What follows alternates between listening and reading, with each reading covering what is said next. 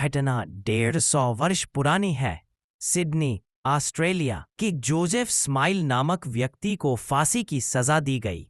Police ने उस पर चोरी और हत्या का अभियोग लगाया था। यद्यपि चोरी कुछ हजार रुपयों की ही हुई थी, पर एक पुलिस सिपाही ने चोरों का पीछा किया। चोरों में से किसी एक ने उस पर भारी औजार से प्रहार किया।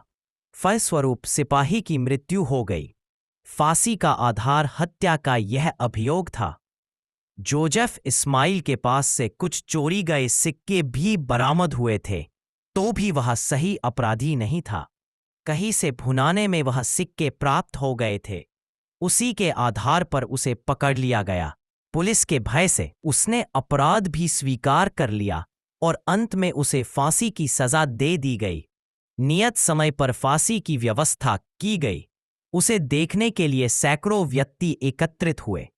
न्यायाधीश ने उपस्थित होकर स्माइल से उसकी आखिरी इच्छा जाननी चाहिए, तो उसने अनिच्छा प्रकट करते हुए केवल इतना ही कहा, मैं निर्दोष हूं, मैंने अपराध नहीं किया है। फिर भी कानून की दृष्टि में मुझे अपराधी ठहराया गया, मैं उसे सहर्ष स्वीकार करता हूं। इससे लोगों को अपराधों के प्रति भय तो होगा। जल्लाद ने फांसी का फंदा गले में चढ़ाया। जांच की गई, सब ठीक था। रस्सा खींचा और नीचे का तख्ता हटा लिया गया।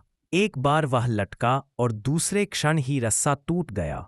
दर्शक अवाक रह गए, यह क्या हुआ? थोड़ा कष्ट तो हुआ, पर जोसेफ ने अपनी आंखें खोल दीं। दर्शक चिल्लाए, वह निर्दोष है, उसे छोड़ दो। जल्लाद घबराए। दूसरा रस्सा मंगाया गया। सावधानी से सब जगह की जांच की गई। प्रोवोस्ट मार्शल ने स्वयं इत्मीनान कर लिया, पर जैसे ही फांसी पर उसे लटकाया गया, रस्सा पूरे वेग से चक्कर खाने लगा। आंखें खुल गई और जोसेफ फिर पहले की ही तरह जमीन पर गिर गया।